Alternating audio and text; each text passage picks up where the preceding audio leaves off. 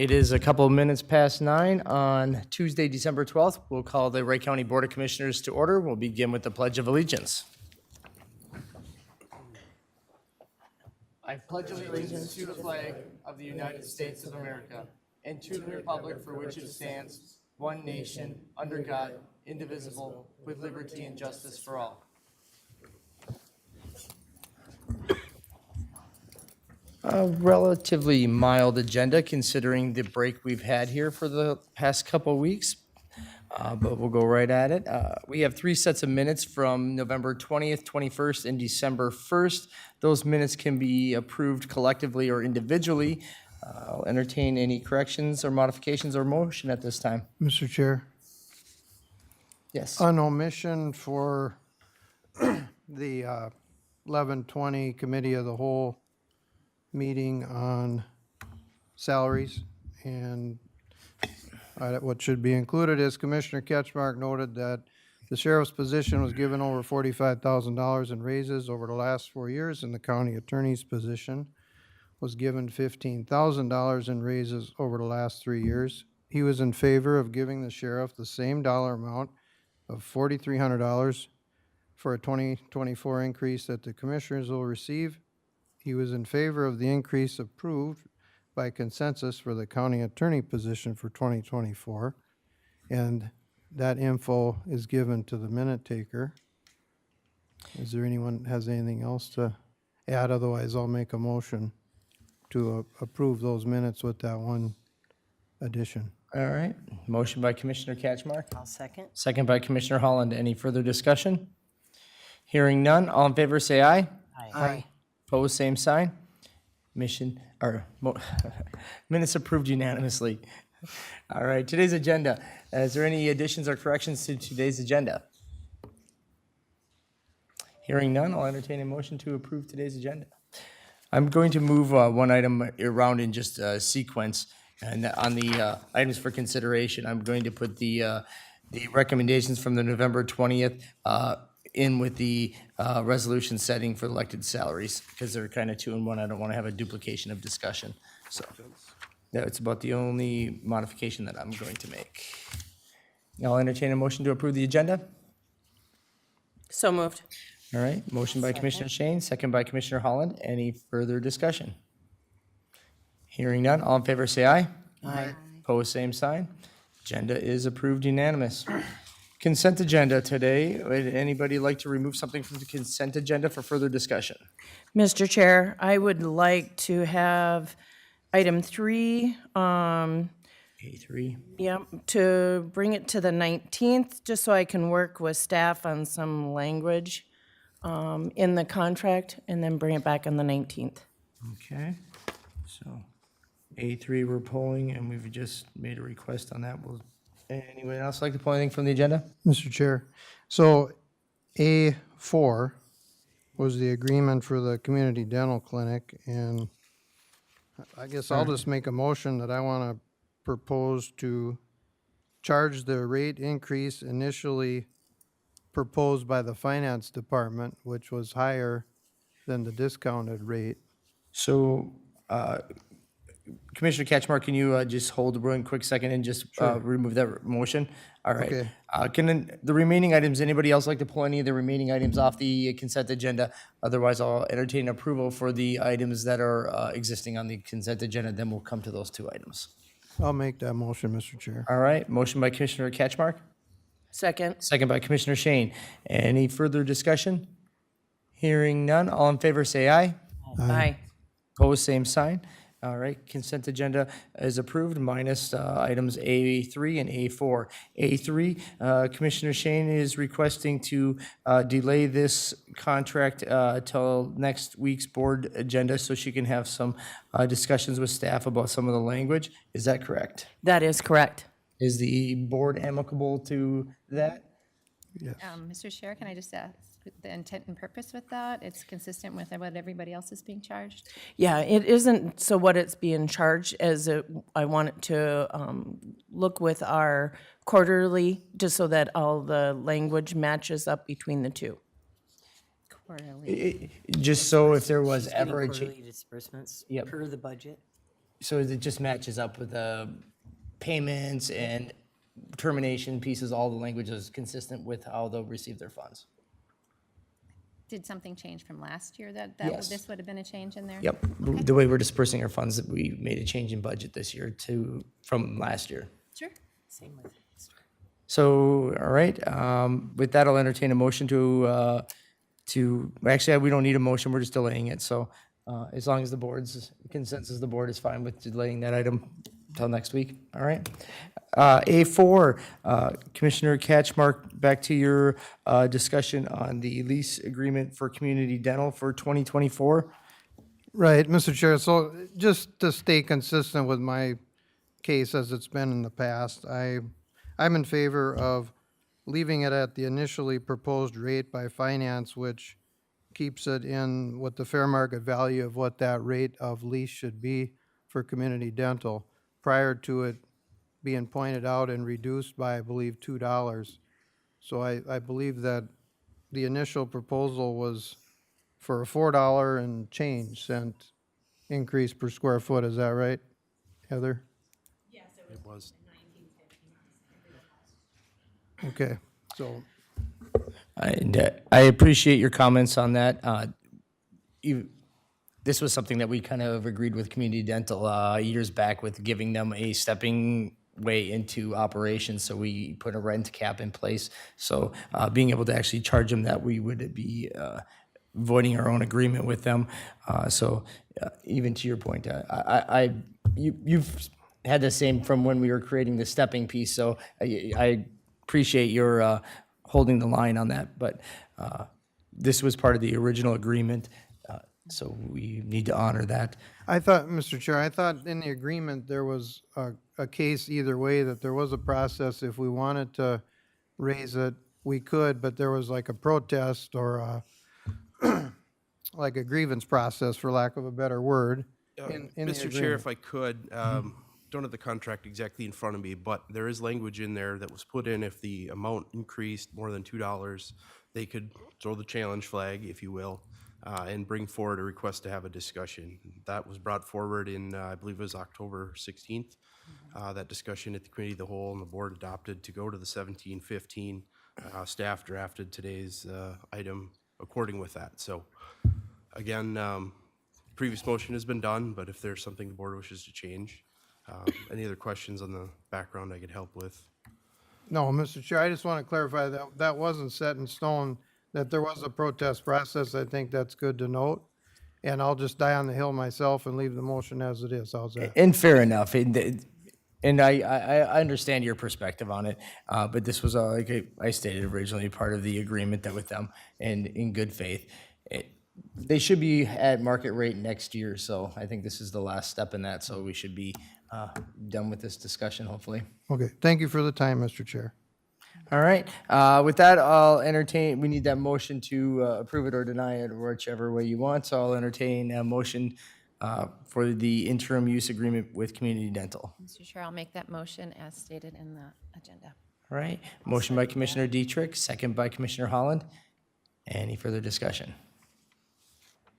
Hearing none, all in favor say aye. Aye. Opposed? Aye. All right, motion passes 4-1. All right, moving on to today's timed agenda items. We are into our Health and Human Services agenda. We'll begin with the Health and Human Services consent agenda. There's 4 items on there. I'll entertain a motion to approve today's Health and Human Services consent agenda. I'll make that motion.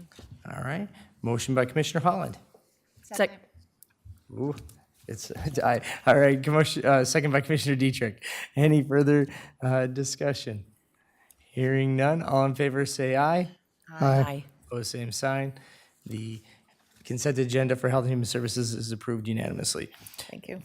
All right, to the regular agenda, we get to recognize the Health and Human Services Employee of the Month for December. Thank you. And Board, this is our last recognition for an HHS Employee of the Month. So we will be moving to a new process after 2023. So I'd like to introduce Robin. Robin Dorff, if you can join me up here. She is a 2-time honoree of our Employee of the Month. So our December Employee of the Month is Robin Dorff. Robin is a child foster care recruitment and kinship case aide in the licensing and therapeutic services team. She joined Wright County in 2008 and enjoyed a variety of job responsibilities on different teams, including in truancy, giving her the opportunity to develop strong working relationships with school staff and 10 school districts in Wright County. Her nominator states, Robin consistently provides exceptional forward-facing customer service when out in the community.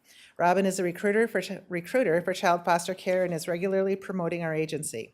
She prides herself in filling up her schedule with events and excels at being approachable and knowledgeable about not only child foster care, but all of the many aspects of HHS. The community sees HHS in a positive light when Robin is promoting our work. Some of the programs that HHS oversees are not typically a favorite of the community, but Robin knows this, and she's able to provide a professional and positive face to the agency. Thank you, Robin, and congratulations on being our December 2023 and final HHS Employee of the Month. Thank you. Thank you. Congratulations.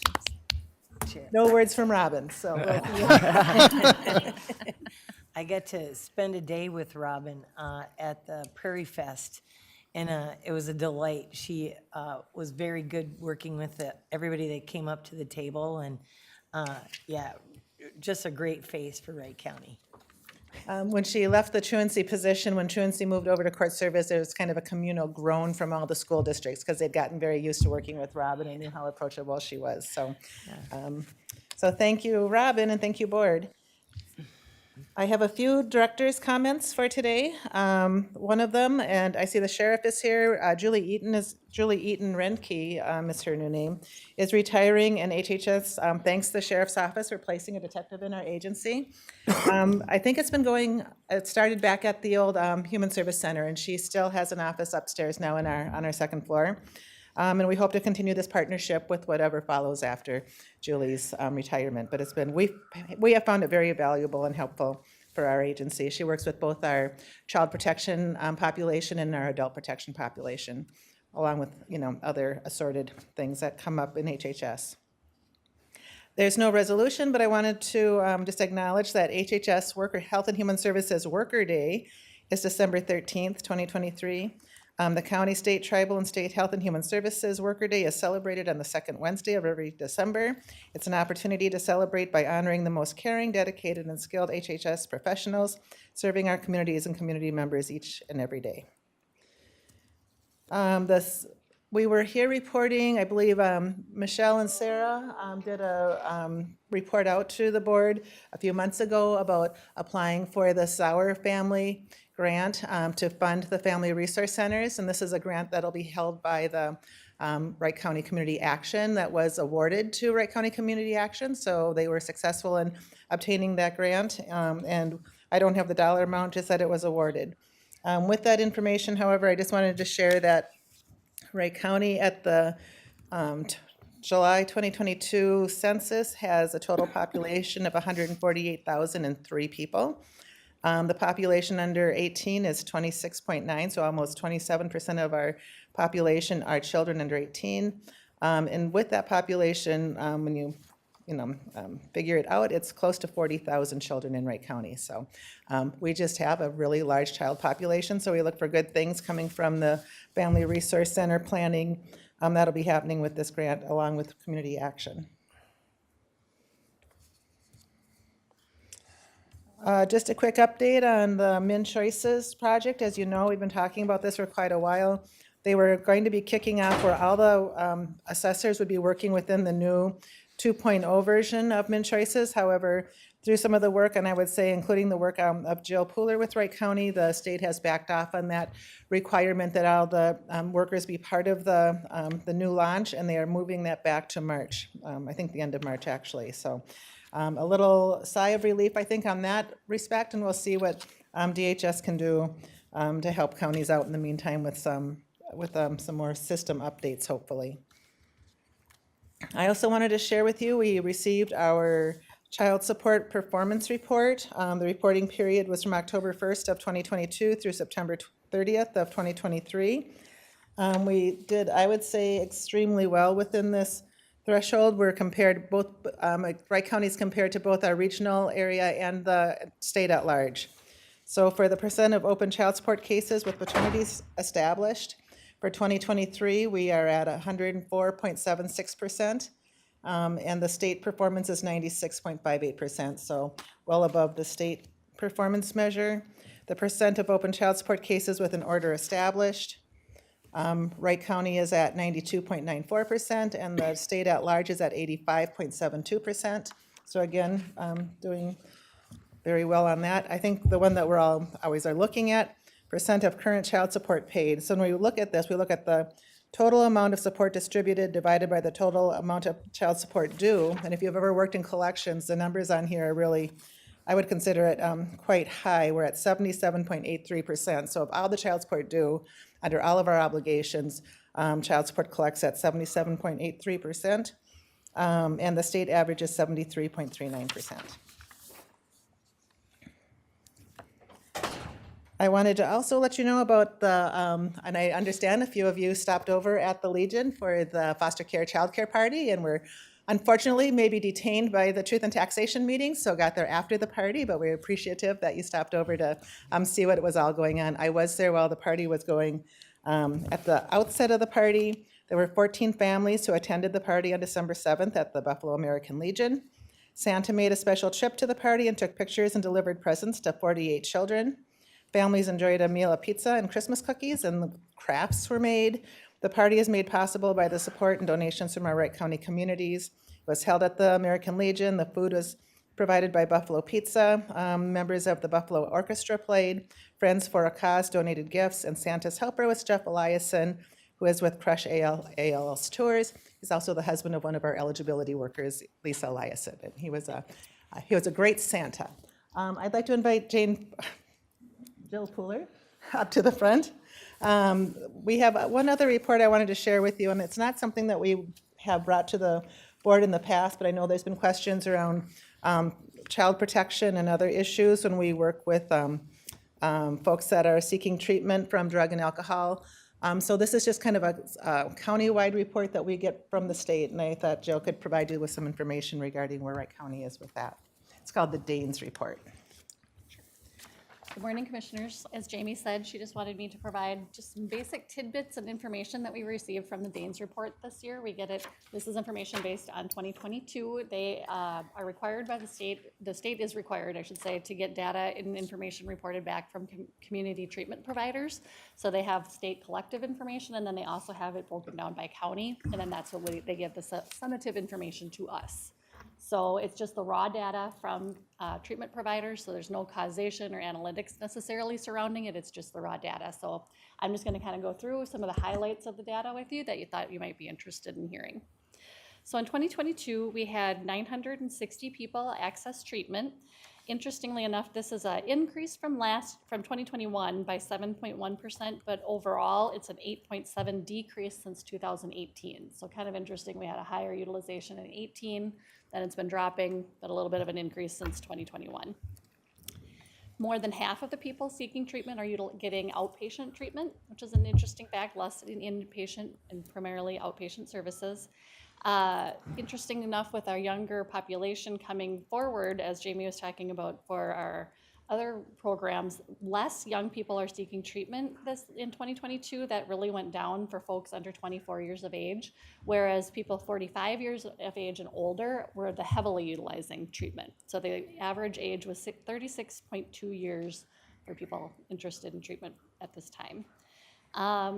Let's see. The majority of the people reported that they were housed at the time of treatment, yet the number of unhoused has been increasing since 2018, but not by a significant portion. So 865 people said they were housed, 95 said they were unhoused at the time they were seeking treatment, which is a 15, there was 80 people in 2018 that said they were unhoused, so it's a difference of only 15 people, but just something to keep an eye on when we have been talking so much about housing. Individuals with criminal justice involvement continues to be very evenly split, about 50-50. About half of the people coming into treatment do not have children, and then of the people that do have children, that other half, majority do not have child protection involvement. Only 17.9% have child protection involvement of that other half of the people that have kids. Alcohol continues to be the primary substance of choice at 44.8%, followed by meth at 27.4%. This is an interesting note, knowing the public hearing that we have coming up. Marijuana being selected as the primary choice of substances when that people are entering treatment has actually significantly decreased. So in 2018, it was 14.7%. In 2022, it was only 7%. So of course, this is just the raw data. So something to consider is this because there's actually less use of marijuana, or is that because of societal changes on how we view and perspective on marijuana, or who's seeking treatment for that substance use? Again, just the raw data, we have to speculate on reason and causations from what we can gather. Treatment completion continues to be the most likely reason for discharge, which is wonderful. A little over 50% of people who enter treatment do complete the program. And the last tidbit I wanted to share with you is just the behavioral health fund. For those of you who have been around for a while, that used to be called the Consolidated Chemical Dependency Treatment Fund. That's the fund where folks based on income can access financial assistance to help them pay for treatment. So they will contact the county and we do a eligibility assessment to see if they qualify for that funding. We pay 22.98% towards that funding, and we also share the cost with the state and the federal government as well. This has actually reduced significantly since 2018 because medical assistance now sees treatment services as covered through medical assistance and Minnesota Care. So the vast majority of people have now shifted to using Minnesota Care or MA. So when people contact us about the behavioral health fund, we really encourage and try to help them get on MA because it's a win-win. Obviously, it opens up services for the client, and it also takes away that hit to our budget because it's covered through medical assistance. So let's see, right now, behavioral health fund utilization was only at 11.8%, and MA was up to 45.7%. So a big shift there. Because I can't imagine who would qualify, if you qualify for the funding to get the behavioral health funds, you're going to qualify for MA. So in all reality, that fund should be probably stagnant. Yes, the only reason is sometimes we have people who aren't interested in applying for medical assistance because the application's more thorough than just doing kind of a one-pager for the behavioral health fund. But we try very hard to get people on MA because it's just a better fit for throughout. Because in like the behavioral health fund, I'm guessing there must be a cap on it versus like MA. It goes into the world of health insurance, and you're under the no cap rules. No, under behavioral health fund, if they qualify for treatment, they can continue to go. There's no cap. So there is no essential cap that you're aware of. No. Interesting. So those are the facts I wanted to bring forward to you. Do you have any questions for me? It's very informative. Thank you. Thank you. Thank you for your time. All right. Moving down here to, we're not quite to the 9:30. We're darn close here. We'll do the first item on the items for consideration. The administration, the adopt a resolution discontinuing group health insurance plan number 3 effective January 1, 2025. This has been a plan that we have been working on over the last number of years to dilute out. It has been antiquated health insurance plans by today's standards. Yeah, Mr. Chair, members of the board, yes, this is just following up. All the unions in Wright County, all 7 of them, have agreed to the reduction of Plan 3 starting on January 1 of 2025. This is just to formalize it now after those discussions have taken place for all the employees that are not covered by a bargaining agreement. All right, with that, I'll entertain a motion. I'll make that motion. I'll second. All right, motion by Commissioner Shane, second by Commissioner Holland to adopt a resolution discontinuing group health insurance plan 3 effective January 1 of 2025. Any discussion? Hearing none. Commissioner Catchmark? Aye. Aye. Aye. Aye. Aye. Resolution passes unanimously. All right. At this time, we are close enough that we will go back up here and begin the process of opening up our public hearing here at 9:30. At this time, we will be holding the public hearing for the moratorium on cannabis. Attorney Kreiser is passing out the interim ordinance surrounding this moratorium.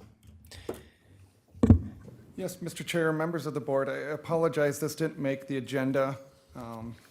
I think as Commissioner Ketchmark alluded to in his column this past week, we were at conferences, so. Some of us were.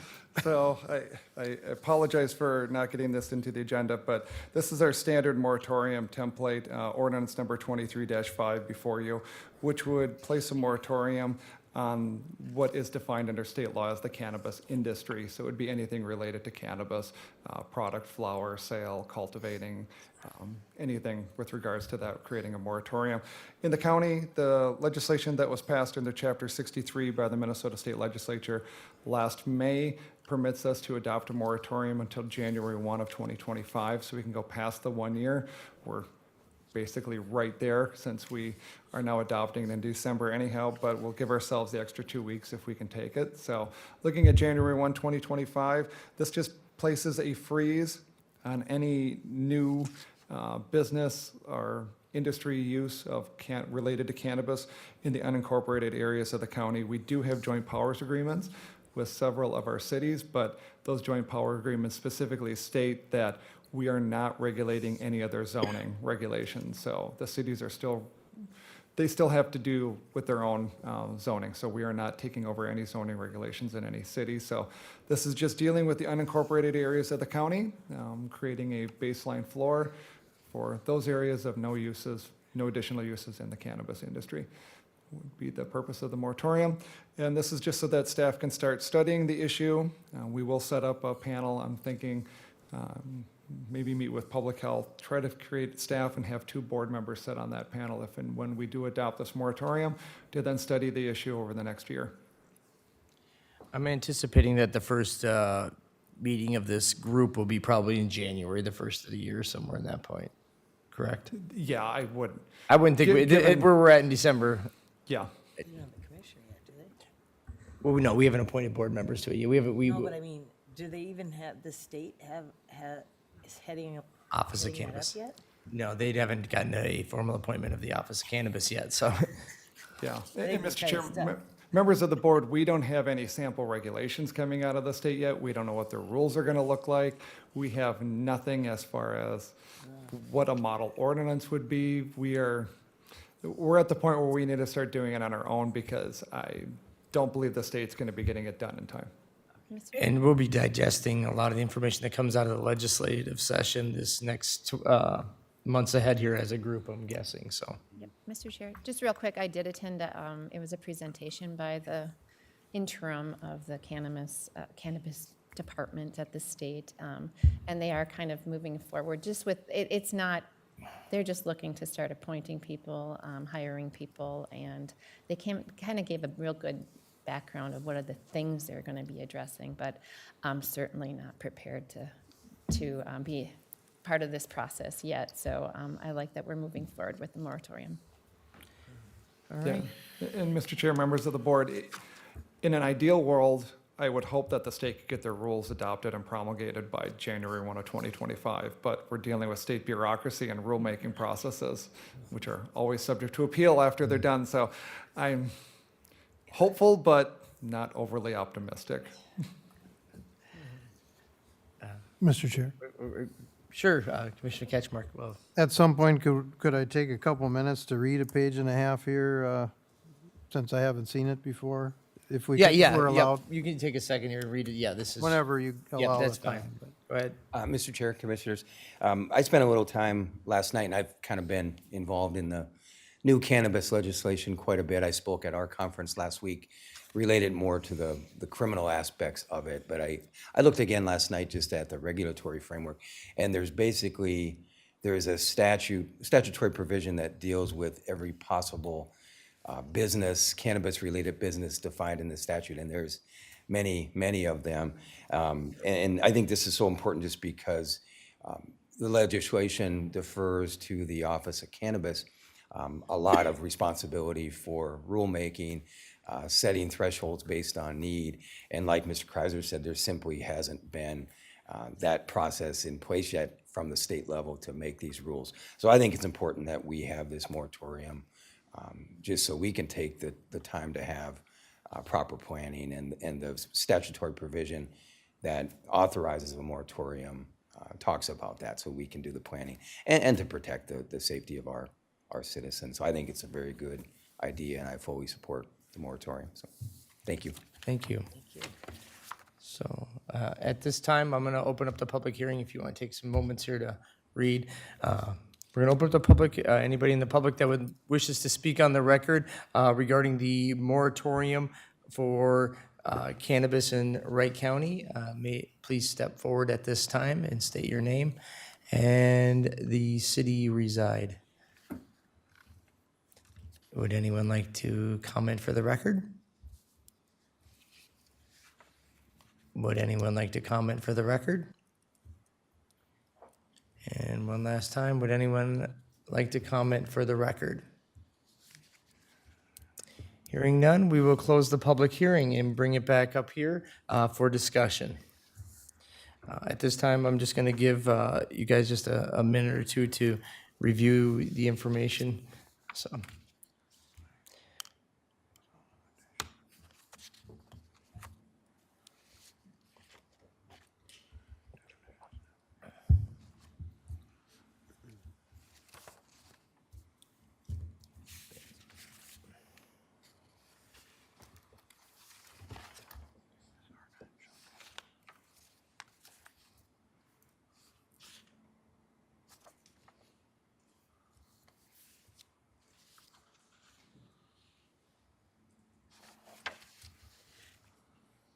Mr. Chair, Yes. thank you for that time. Thank you, Mr. Kreiser, for coming up.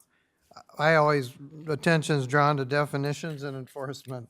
On the enforcement piece, section 3, 2 lines that says Wright County may enforce. What would that look like if there was a reported violation by an individual or a business that's already running a legal business? Enforcement could run, usually runs 2 tracks. We would do a criminal, enforcement, and then also a civil enforcement probably at the same time. If anyone was to open a new cannabis use or start selling cannabis-related products in an unincorporated area of the county, that would be a prohibited use after the adoption of this. So they'd be in violation of our zoning ordinance for operating a prohibited use. It'd be a misdemeanor citation for every day that they do it, and then we could also bring civil enforcement action. That's the meat and potatoes of it. That's Citation. really of it, yeah, citations. And that's actually the harsher penalty because I think the criminal side of it is at this point, with the way the ambiguous law is right now, the criminal side is complex as to what somebody would be doing if they didn't have exceed the thresholds that they can have personally. Yeah, if they violate it, the other issue is when you get to licensing, then when this does become legal, and we have licensing product going on in January of 2025, there are provisions for if you have prior violations, I think that those violations would end up dinging them in the future and could come back to really haunt them in the future if they 'cause it start could violating this now. So that's really where the meat and potato hits the road is once we get into the licensing mechanism, the ability of this Office of Cannabis Management and frankly, the county to be able to pull a license for 30 days it's a heavy hammer that this legislature has given us. I suppose violations at this time could preclude you from being able to get a license in the They future. possibly could, or be used as one of the check boxes to go, how many have you had? Look at that, you had 2. Mr. Chair? Yes. So if they were to violate this and they have a tobacco license that we see come up for renewal, would it count against that, maybe for public health? Will you be doing compliance checks and saying as a sidebar, hey, you got any tobacco or any cannabis we can buy today? Mr. Chair, Commissioner Ketchmark, I forgot, this only applies to unincorporated township areas. Yeah, So most of our tobacco shops in the cities would not be covered by this regulation Okay, until they pass their own. till they pass their own. Because we don't have the ability because we don't license them yet. And so therefore the only thing we could ding them for is zoning, and we don't have zoning jurisdictions within the cities. So we were kind of hands off on it from a citing perspective. I'm sure there's probably something criminal with it, but I don't even know what that looks like. That's a totally different arm. I would defer to council. Yeah. We've had conversations about what it might look like with both ordinances in place in the future, but without rules from the state, I don't know if we can make those determinations at this point. Yeah. One violation for a marijuana license, though, is much heavier than, as you know, for a tobacco violation. Mr. Chair, well, I'll defer to County Attorney Lutz. Mr. Chair, Commissioners, certainly if anyone is selling before dispensaries are allowed pursuant to the statute, that is a crime. So it's just a matter of catching them. It's low-level crimes under the new law, but it would be a crime. And I think certainly that would be a hit for them on future licensing possibilities with the state and both local. But Okay, thank you. Sure. Mr. Chair, and the comment I received from constituents matches the public comment we heard today, which has been none. And nobody spoke of it to me, so they're trusting us to decide today. It seems practical. It's going to be an interesting 12 months as to what the rules will shake out in the end. And if, I mean, at the rate things are coming out, I don't see how we can enact licensing as of January 1 next year, but we're going to do our very best. And hopefully the state will give us some more guidance before then and not like 30 days in advance. All right. Is there any other discussion on this? Otherwise, I'll entertain a motion to adopt the moratorium on cannabis or the interim ordinance 23-5. I'll make that motion, Mr. Chair. All right. Second. Motion by Commissioner Catchmark, second by Commissioner Shane. Any further discussion? Hearing none. Resolution, Commissioner Shane? Aye. Aye. Aye. Aye. Resolution passes unanimously. All right. Moving down to the items for consideration. We're moving one down, so we're going to be on two, and that would be the approve the recommendations from the December 1st, 2023 Personnel Committee discussions. There was 4 items that were discussed. One was to discuss the legal administrative assistance position, and that was a reclassification that was brought up during budget times, and there was just some language changes. They weren't quite ironed out yet at that time with the finalized language, but now we're bringing forward that final language for that reclassification. The other one was the assessor's OT1 position and moving it to an OT2 position based on what they are currently doing for work and the changes in the role of that position. As a lot of our OT1 positions based on the technology and the work that they do, a lot of them are being changed into OT2 positions just based on the language that we have in our current classifications. The third one was a severance agreement policy. This is actually formalizing the practice that we have here in the county and putting it into policy. So one of those housekeeping items. And then the last one was our health insurance plan discontinue resolution, which you've already effectively done.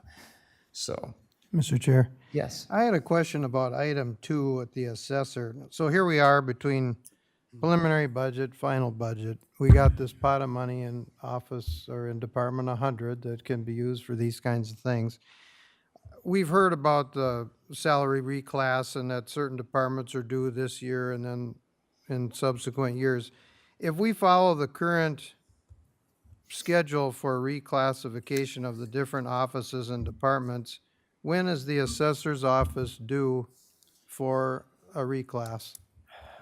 I believe it is 2025. I don't have this schedule in front of me. Lee, you working on that? Yes, I am. I believe that they were for 2024s. Or is it 2024? Correct. Okay, well, I mean, given that, we're kind of continuing this year-long budget season and reclass season after we've had meetings already about how this is going to look, the approval for next year for the 11 out of 18 positions getting reclassed. This just seems like more of the same. I'm not in favor. They can wait till they're due because this opens the door for everybody else then. If they're due in 2024 or 25, then let's hear them too. That's my reasoning. So this was, we had this, it's funny you bring that up because I asked the same question on it. So like what differentiates this route versus the traditional schedule? And the biggest part of it is the scheduled ones are looking at it from a perspective of does the language still fit that position based on what it's currently doing versus like this situation is that it was identified that this role entirely doesn't exist anymore, that what this person is going to do isn't just answering phones anymore. An OT1 is essentially a receptionist, and that role just no longer inherently is what that role is needed to do in the assessor's office.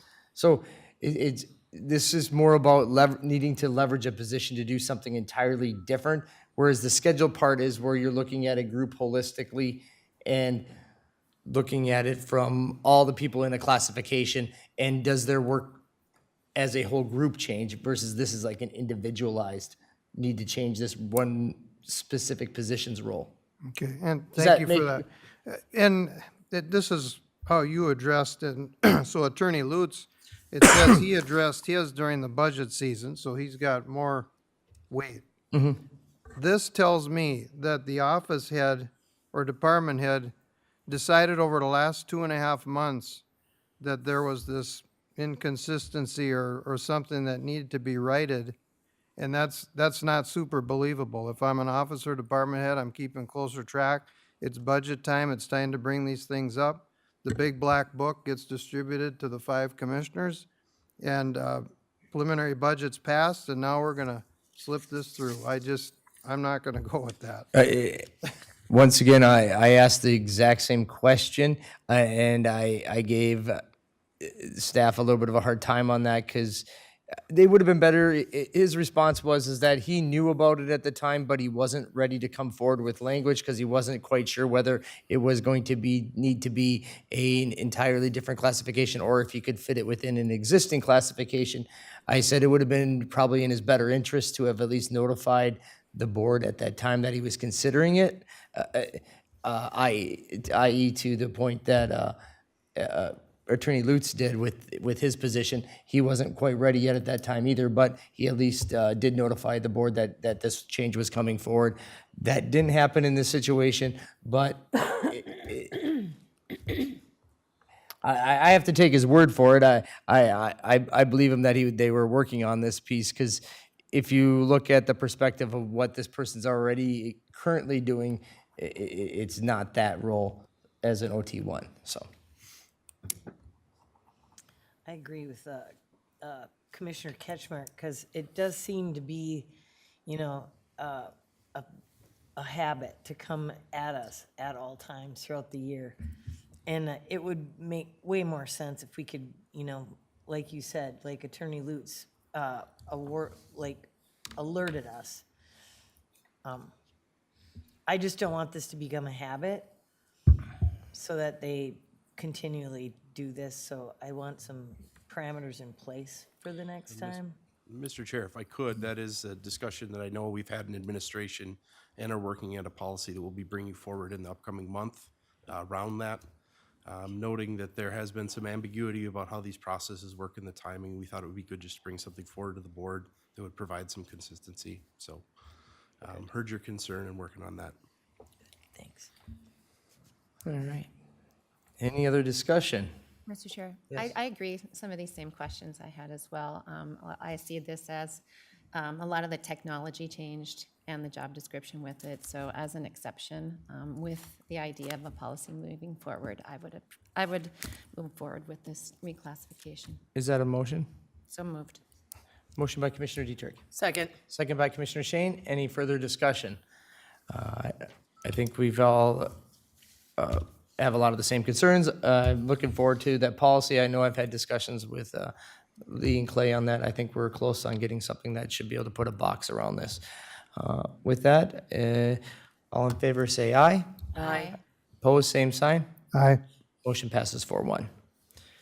All right, now the next item would be the resolution for the setting the county attorney's salary for 2024. This is an annual process that the county board by resolution sets a resolution setting the salary for the county attorney and the county sheriff. At this time, we had a discussion on November 20th, and Mr. Chair, yes. I'll make a motion to approve the resolution setting the county attorney's salary for 2024. All right. I'll second that. We have a motion by Commissioner Catchmark, second by Commissioner Holland, to set the county attorney's salary as stated in resolution for 2024. Is there any discussion? Hearing none. Resolution, I'll start it off. Aye. Aye. Aye. Aye. Aye. Resolution passes unanimously. All right. Same here for setting the resolution for the county sheriff's salary for 2024. I'll make that motion. All right. Motion by Commissioner Dietrich. I'll second that. Second by Commissioner Holland. Any discussion? All right. Hearing no discussion. Resolution? Aye. Aye. No. Aye. Aye. Resolution passes 4-1. All right. At this time, we are at the end of today's agenda. We will have a committee of the whole here at, is it 10:30? All right, with the MPCA.